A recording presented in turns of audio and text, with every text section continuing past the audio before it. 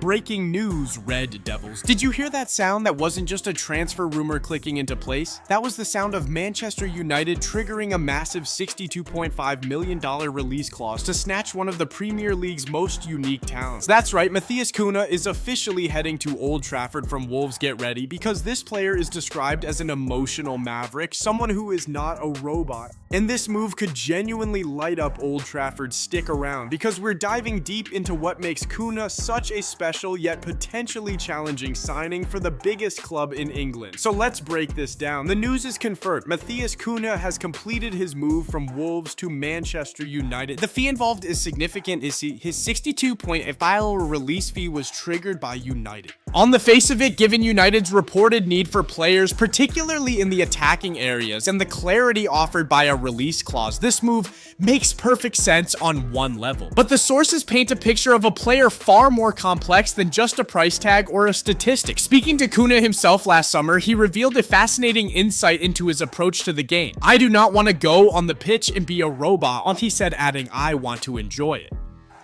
And if you've watched him play, that philosophy is clear. He can sometimes appear to wander freely, making decisions off the cuff. However, these spontaneous decisions are often described as thrilling. He's labeled a maverick in a sport that feels increasingly structured and coached. Cunha is also remarkably self-aware about his own nature, stating directly, "I am an emotional guy." This emotional aspect is a recurring theme and arguably the biggest question mark surrounding his move to a club like Manchester United. The sources note his temperament has been questioned. Since that conversation where he admitted his emotional nature, he has served two significant suspensions. He reportedly lost control after a defeat to Ipswich and during an FA Cup tie at Bournemouth. Furthermore, he has been outspoken in calling out critics, including local journalists and bloggers in Wolverhampton. Vitor Pereira, a former coach, suggested Cunha needs to feel the love from those around him. While being high maintenance might be manageable at Wolves, the pressure and scrutiny at Old Trafford are on an entirely different level. Let's talk about where he fits in and what he brings on the pitch. In Ruben Amorim's anticipated 3-4-3 system, Cunha is seen as potentially slotting into one of the no 10 roles. This is a position he already occupied for Wolves. He has demonstrated the ability to score goals but also create them for others. His teammates at Wolves absolutely rave about him. Young wingback Rodrigo Gomez described Cunha as unbelievable, his eyes widening when discussing playing alongside him. Gomez highlighted Cunha as a very creative player, capable of having the ball surrounded by opponents yet still able to go and create a chance and make an assist and make a goal. This ability to produce something out of nothing makes him a valuable asset because any minute he can score a goal. Gomez specifically praised his shooting and passing and his intelligence with the ball. Wolves captain Nelson Semedo, who has played with global icons like Messi and Ronaldo, offered a profound assessment of Cunha as he peers. Semedo first considers the person and their background, noting Cunha comes from a great parents, a very good family, who are very humble. Semedo says he imagined how hard he has had to work to get to the level he is.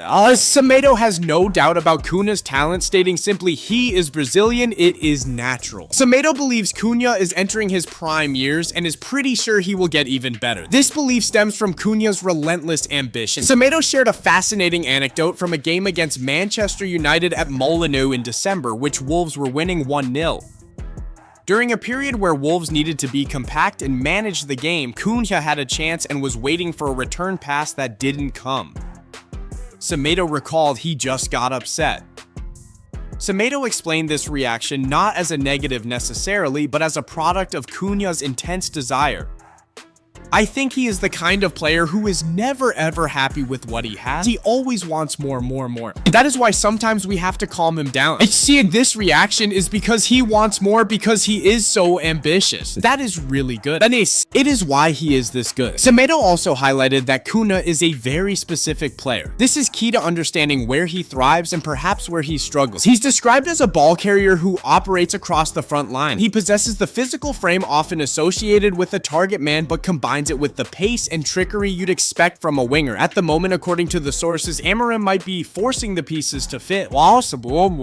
but there is a place for Cunha. His optimal position is seen as a wide forward in the left channel. From this area, he can execute angled passes, cut inside towards goal, or go around defenders on the outside. Crucially, he has proven over the last 2 seasons that he can score goals from these zones to support the main striker. However, fitting him into a rigid system, particularly as a central striker, presented challenges for former Wolves coach Gary O'Neill. O'Neill attempted to convert Cunha into a pure no-9 in his first full season due to necessity, but the sources note that the instincts required for that role did not come easily to him.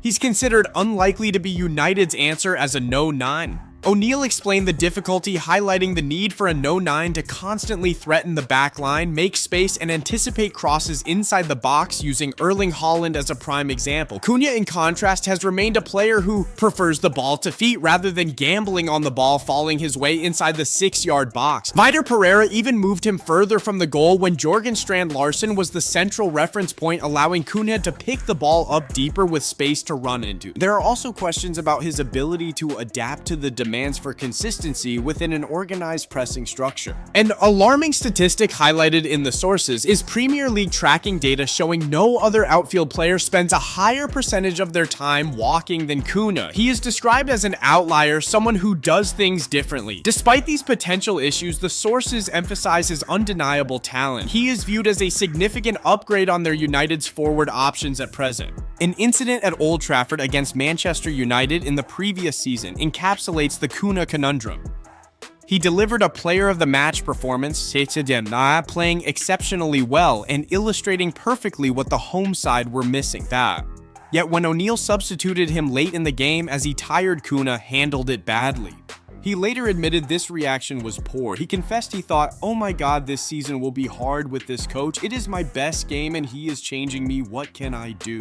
When Wolves lost their next game, his frustration boiled over and he admitted to doing crazy things and saying training wasn't the best. However, O'Neill supported him, telling him, I am with you, I am not your enemy, and talked him through these issues. This led to 2 strong seasons at Wolves, earning him a claim, a new contract, and now this big move. So Manchester United is getting a special talent. Someone who can score hat tricks like he did against Chelsea and produce moments of magic. But they are definitely getting no robot. Alright guys, that's the full breakdown based on the sources. Matheus Cunha to Manchester United for 62.5 million is a done deal. On one hand, you have this incredible talent, the creativity, the goal threat, the ability to produce something from nothing that his teammates rave about. Semeto's perspective is particularly insightful, seeing his ambition as the driver behind his quality. He's certainly an upgrade on current options. But on the other hand, you have the emotional side, the suspensions, the high percentage of time walking the struggles as a pure no-9, and the need to feel love. Can he handle the massive pressure cooker that is Old Trafford? Can Amorim's system truly harness his unique skill set while mitigating the potential downsides? The anecdote about his reaction to being substituted against United and needing Gary O'Neill to work through issues with him shows this isn't just speculation. Yeah, it's a real part of his game and personality. Personally, I think this is a fascinating gamble. The potential rewards are huge. If Ruben Amorim can get Cunha firing, consistently embracing the system while keeping his maverick flair, United has a player who could genuinely become a folk hero. But the risks are also clear. Adapting his temperament and work rate to the demands of an elite club and a new coaching setup will be the key challenge. It's going to be essential for Amorim and the coaching staff to understand and manage that emotional maverick side. What do you think about this transfer? Are you excited about Cunha's potential or worried about his temperament? Let me know in the comments below. Don't forget to smash that like button if you found this analysis helpful, and subscribe to the channel for more in-depth football transfer news and analysis. Hit the notification bell so you don't miss our next video. Thanks for watching, and I'll see you in the next one.